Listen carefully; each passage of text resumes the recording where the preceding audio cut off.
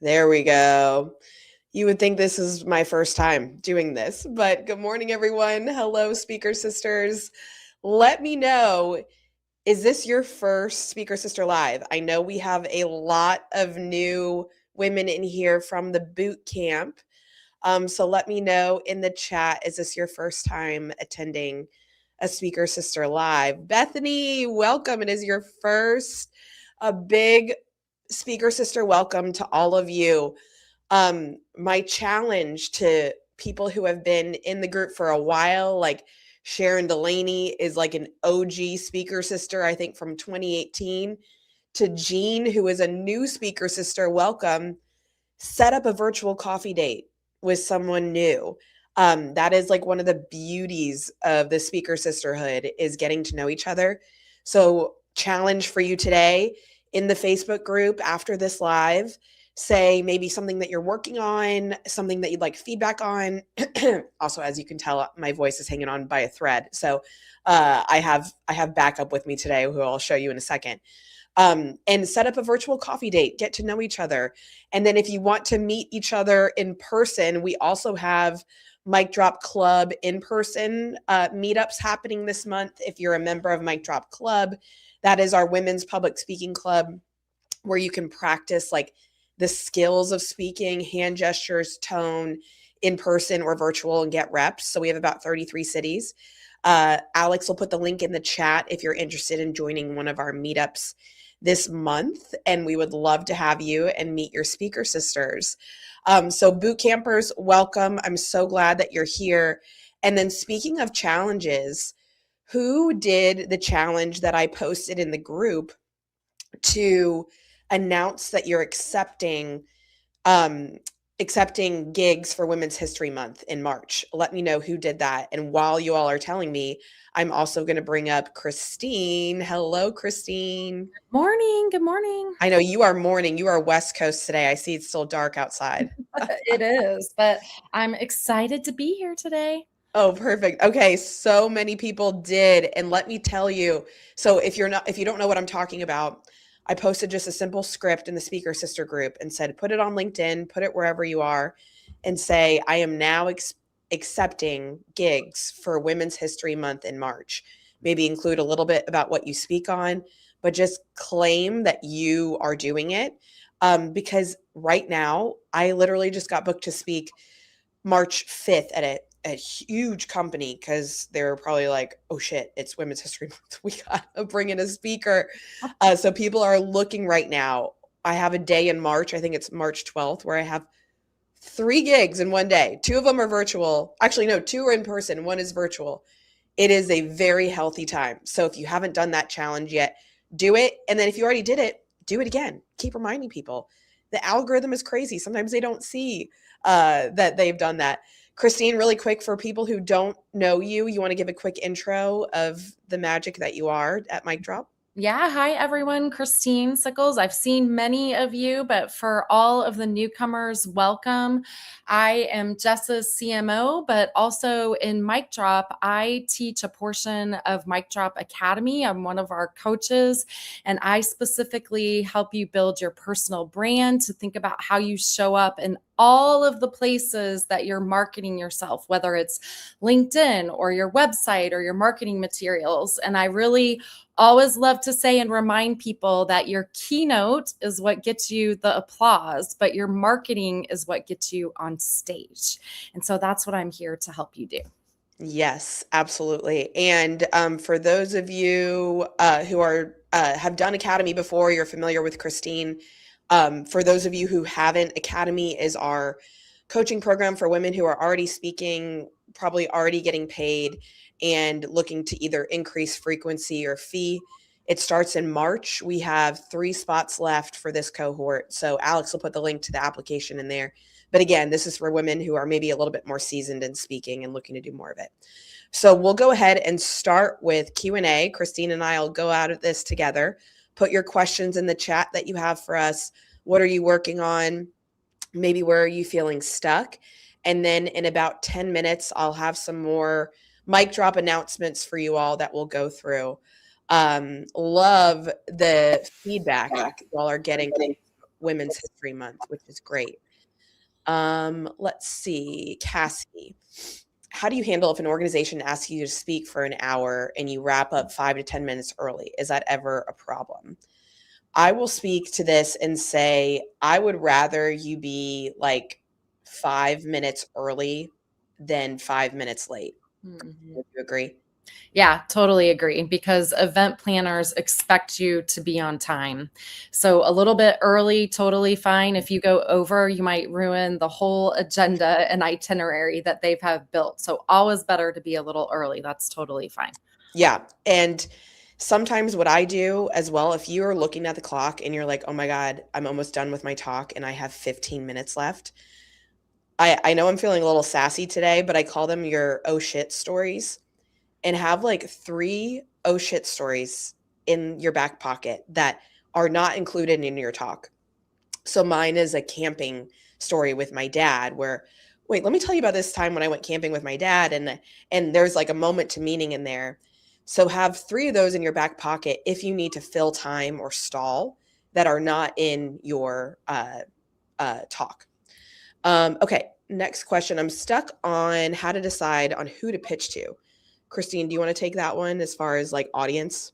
Yeah. So, as far as audience is concerned, it first starts with who do you really want to serve? So, I'd be thinking about that specifically. If you're thinking about speaking to women, if you're thinking about speaking in corporate, if entrepreneurs is who you are looking to speak to. So, deciding who your 3 to 5 audiences are is really important to then make that decision on who to actually pitch to. Once you've decided who you want to serve and who you want to speak to, one, if you're, as an example, if you're looking at speaking to women, then you would want to be searching women's conferences and looking for event planners. Or you could also look at ERGs, which we've mentioned before, employee resource groups that are actually in corporate, that there's a lot of employee resource groups for women.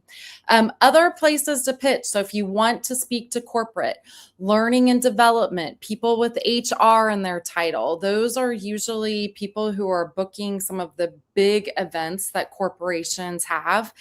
And then a lot of times getting to know event planners is really important. There's a lot of event planners out there, event planning companies that are out there that can help you know what's out there. And there's a lot of call for speakers as well. So we talk about in LinkedIn, you can search for people with event planner in their title, and that gives you an opportunity to understand who to pitch to.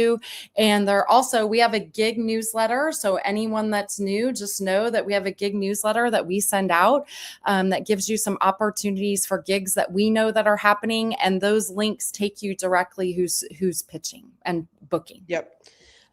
Question around a speaker reel with no audience, advice for first time speaker reel. In the course, we have a level 1 and a level 2 speaker reel. Level 1 is for someone who hasn't spoken before. So you don't have any speaking footage. It's going to show you a couple ways you can do that. You can do that in your house, face to camera. But then there's also other ways, like next week, I want to try to test some new content and get footage. It's not content I want to test on stage when someone's paying me 30 grand to be there. So I'm renting out a local church. I literally am paying like $200 because the church isn't being used during the week, and bringing my videographer, obviously, that I'm paying for, to get some new footage, but also to test some new content on stage. So in the course, you have a level 1 and level 2 speaker reel.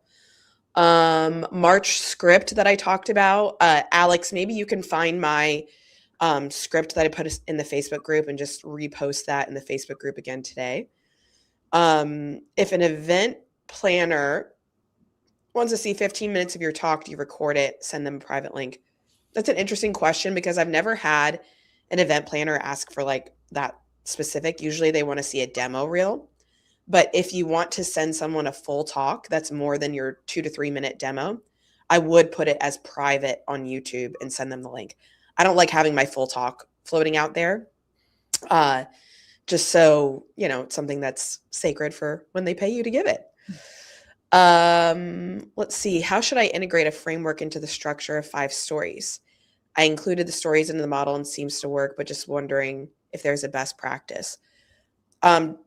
are you talking about maybe like the bump set spike? So how your keynote will be set up is you have your transformation promise, and then I want you all to list out what are the 5 things that people need to understand to achieve your transformation, and then supplemental stories for each of those. And then you'll have a quote. So it'll go, maybe there's a myth that you're debunking. Let me tell you a story about one time that I fell for this myth. And then here's your takeaway. That's one. So all of those are around 10 minutes each, which then bring you to a full keynote talk. And again, that framework is in the course. This is a good one for you, Christine. When creating your speech, when do you know it's ready to sell? What's that? Okay, this is perfect feeling. This is like made for you. Yeah. So it's never going to be perfect. Let's just Yeah. start there. And I recommend you pitch right away.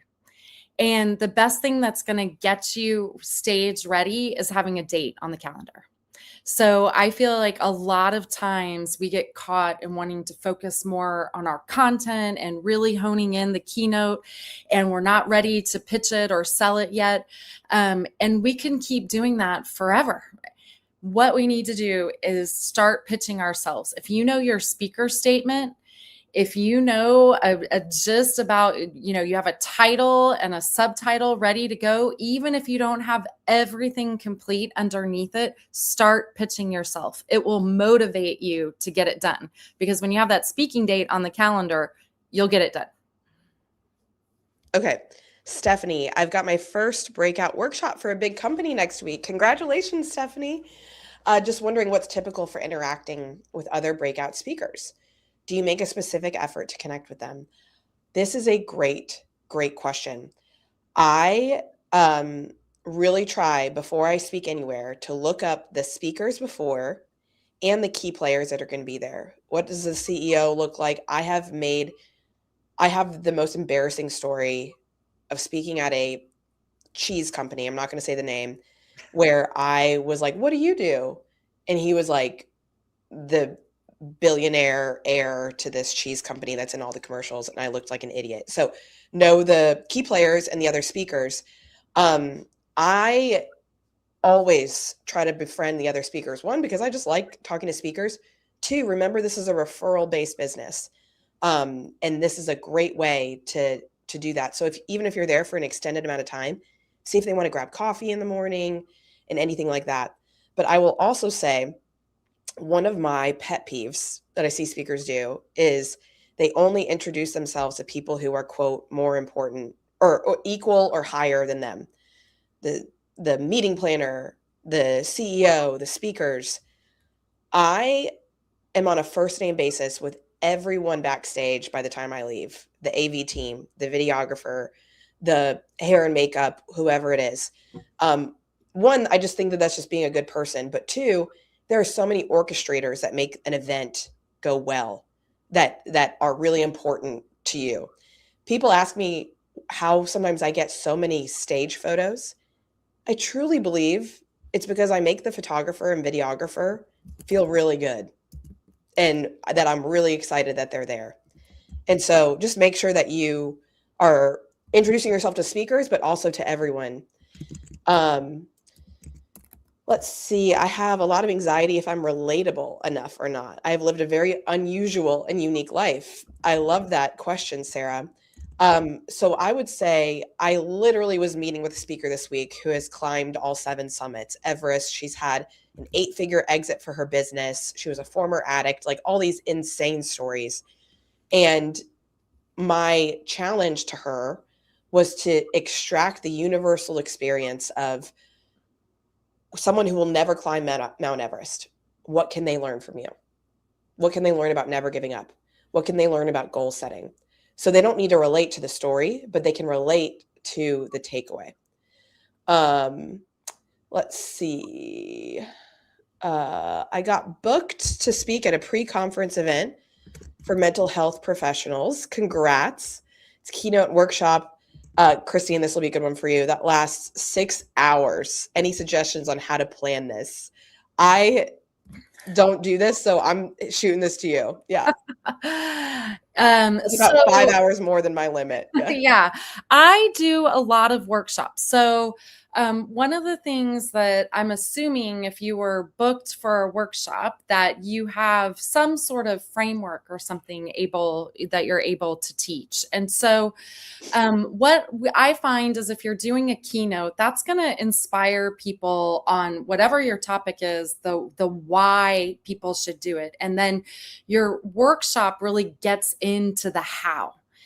And workshops, especially with 5 hours, you want to make sure that it's very interactive. And so, having time for breakout sessions, I'm not sure how many people are in your workshop, making sure that you have time for them to actually try on whatever it is that you might be teaching or give their personal experiences. You want to make sure that you make it really interactive because that's a long time to keep a crowd engaged. Also, if you have any exercises that you can put in a workbook that they can work through the workbook with you so that they have an actionable takeaway once they walk away from the workshop, those would be great points. I would highly recommend, if you haven't done this yet, though, to really time it out. So if you have 5 principles or concepts that you're teaching, really time it out. How long are you going to spend on each? When are you going to put breaks in? Where are you going to put the interaction? Obviously, there's probably people getting fed in there, I hope, for you as well. And make sure that you have a really nice, tight agenda. Do you have a LinkedIn strategy for finding local event planners? Christine put together an amazing LinkedIn playbook for speakers. We'll be sure to post that in the Speaker Sister group today. Some of you probably already got it through boot camp, but we'll be sure to do that. Okay, we're going to get back to questions. Couple quick announcements. You all probably saw that we are hosting Mic Drop Live May 13th and 14th. This is our first ever in-person conference, and we're super duper excited. So feel free to grab a ticket today. VIP is already sold out, which is great. But general admission is still an amazing experience and would love to have you there. So a couple people have asked what, like, how is this different from the course? What will we be learning? So this is going to be not just speaking related stuff, everything that has to do with your thought leadership, from book publishing to guesting on podcasts to getting a TED Talk, LinkedIn, planning your social media. So this is all kind of like exits outside of speaking that help your speaking career. So we would really love to see you there in May, and we'll answer any questions that you have in the chat around the conference. And then also, I have a new book coming out in May, which I'm so excited to share with y'all. And so something that I've been really focusing on is getting press for my book and pitching myself. So I stumbled across a new friend. Her name is Susie Moore, and her and I started talking, and she is like the queen of getting press. And, you know, hiring a publicist can be super expensive. So she has a way that you can become your own publicist, generate your own press. So on Tuesday, I think it's Tuesday next week. Yeah, Tuesday, February 10th, Susie's going to host a workshop just for us for free on how to become your own publicist. And so we'll put that in the chat. Susie's amazing. She's literally worked with like Ariana Huffington, Amy Porterfield, Jenna Kutcher, Candace Nelson, all the greats. And so we would love to see you there next week to generate your own press. Okay, couple other questions. How do I condense everything? That's a good question. I don't know. Christine, do you want to try to hit that, or do you want me to? Why don't you start and I can Okay. take it after? Yeah. So I would say in the course, I have a story framework that kind of, it's an acronym that can kind of help you figure out like, how do I stop rambling and telling this story? But I would say anytime you're practicing and you use a filler word, I don't say filler words are bad. I'm not someone who's like afraid of, but anytime I go, that means I should probably pause and shift and end that, like that part of the story. So that's a good way to kind of practice like condensing your messages. When do I want to use a filler word, and how can I follow that that acronym? Oh, this Yeah. is a good one for you, Christine. How do you find ERG groups? Yeah, ERG. So, just again, if people aren't familiar with that term, it's Employee Resource Group. And most large organizations within any across the US have employee resource groups. Examples are women's groups. So they have groups available for women. They meet on a monthly or quarterly basis and they create content that is specifically for the women in the room. There also are young professionals groups. There are ethnic groups. There are LGBTQ groups, and these all sit within organizations. Usually, the way that you can find them, you can do a good search. Most companies, if they have an ERG, they let you know because it's really important. But you can also, they're usually executives within their organizations are ERG sponsors, and they'll put that on their LinkedIn profiles. I am a ERG sponsor of our women's group at Coca-Cola or wherever it may be. So that would be the way to start searching. One, you can always go into Chat GPT and see what companies have employee resource groups. It can give you a good start. And then to find the actual resources that might be booking speakers, you can look for ERG sponsors. That's how they'll talk about themselves. Okay, is there a formula for formatting my talk? Yes, it is in the course, which would be great. And then picking up a print version of your workbook today. I saw someone else ask about this. There is a digital workbook in the course. Some people print it, but there is a digital copy for you. Do event planners ever charge a fee? What about gigs that ask you to pay to speak? This is a great question. So be very wary of gigs that are asking you to pay to speak. The very few times I've done that in my career, it was very clear that I was going to be in front of people who booked speakers. But now if I'm speaking at like something called MPI, Meeting Planners International, which is like a great gig to speak at, I'm not paying, but I'm doing it for free. So I would be pretty wary of events that charge you. I recently had someone say the speaking career is saturated. What's your take on this? So I would say there's a lot of men out there trying to do this, but I was literally with Jesse Itzler this week and his agent Zach with Vayner Speakers, and they were talking about how hard it is to find women to speak at events. So I would say that maybe the saturation is coming from a different side, but it is definitely piping hot for women. Let's see. Do you suggest having a 1 hour and also a 30-minute speech? The framework that I give you in there with like the 5 lessons allows you to remove lessons for the sake of time. So instead of rewriting a new speech for 30 minutes versus an hour, just plus or minus different questions. This is a good one for you, Christine. Multi-passionate entrepreneur trying to hone who my audience is and what I want to say. How do I figure it out when maybe there's like so much you do or so much you talk about? Maybe you have a job and you always also do this. Yeah, well, one, I love that you're multifaceted. I think that's awesome, and all of us are. I would recommend, and we did it in the boot camp if you joined us, or you can also in the course, start with your mission statement, because that really gets you to think about what is the problem in the world that you uniquely want to help solve. There may be a lot of things that you can do, but what's the thing that keeps you up at night? What is the thing that you feel like you can uniquely speak into? And if you have multiple things, and that may be what you're saying, then I'd recommend pick one first and decide, what do you want to be known for right now? And can you live with it for the next 3 to 5 years? Because really your keynote then becomes your outward facing personal brand. So what do you want to be known for? What's that topic that really lights you up? And you know you can be passionate giving that same keynote for the next 3 years. And Jess, her previous keynote, you were out there doing it for almost 5. Yeah, probably a little bit too long, but here we are. Katie had a great question. How do you go from niche to broad? Like she's a dietitian teaching baby-led weaning, which is awesome, to a more broad keynote appeal topic. Yeah, you're referencing an example I gave of these like Irish dancers that I saw that teach companies how to find their rhythm. And so I would say with like baby led weaning or the thing that you do with dietitian, what is like the motivational point that you usually talk about? Is it listening to your intuition? Is it taking care of yourself first before you take care of others? What's like the mindset motivational part of what you do that you can teach to others? I don't have a social media account specifically as a keynote speaker.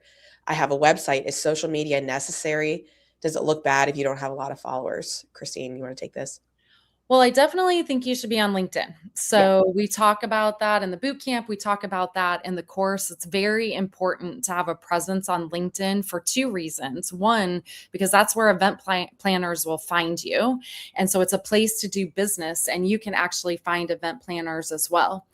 If you don't love social media, I'd still pick one platform. And if the only one is LinkedIn, that's fine. But people are looking for you to really see what your thought leadership is, to see how people engage with you. So building a platform is important and something that event planners will look at. It also helps drive up your fee. So if they see that you have a social platform with a good following, that helps drive up the fee that you're able to charge. Can you use the same script for Women's Month to post for Black History Month? Absolutely, Leah. Black History Month would be awesome for you to pitch yourself for. Let's see. I have a self-help book. How can I use my framework to create a keynote? I would say, like, what are the chapters of your self-help book? And can you pick 5 key ones to be your lessons in your keynote? Let's see. Oh, this is a good one for you, Christine. Talked about rates for keynotes versus workshops. What about panels? Typically, panels aren't paid, but maybe if you want to speak to Yeah, this. typically panels aren't paid. That's a place for you to get visibility and show your expertise. But just as a reminder, your keynote is your flagship product. That's the thing that you really want to charge for. And a workshop usually is less. It could be half of the amount. So if you're doing a $5,000 keynote, a workshop maybe $2,500.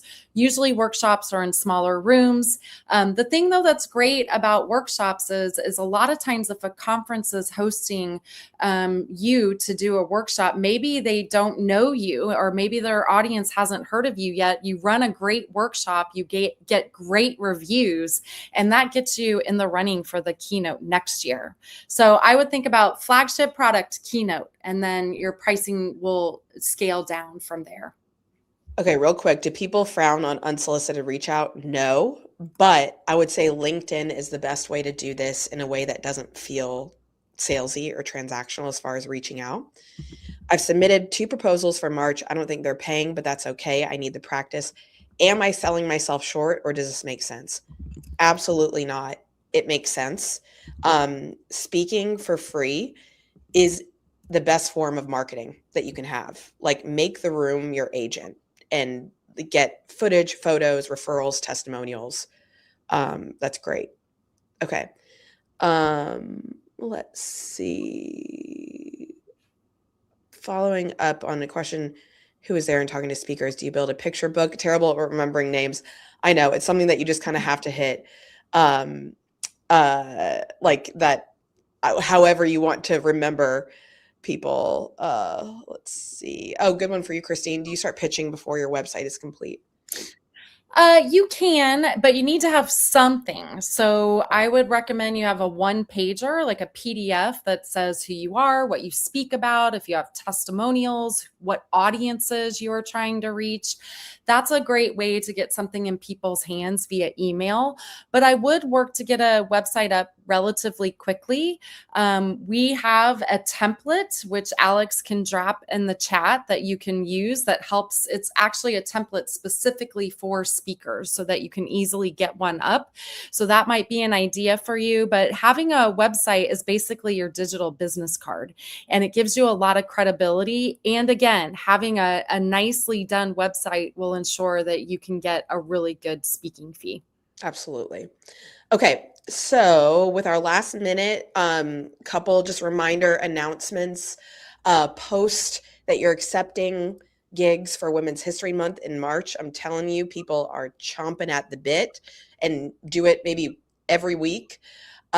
Mic Drop Live is happening in May 13th and 14th. Tickets are available.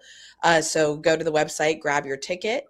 February 10th, I'm partnering with Susie Moore if you want to learn how to get press. And then, Christine, anything I'm forgetting? No, we'll be excited to see you guys next month for the Oh, live. good. And I love that Susie has some fans in here. I'm Yeah. going to keep this video up, even though we're going to hop off. So that way my team can still answer questions in the chat. But I hope you all have a great Friday and a great weekend.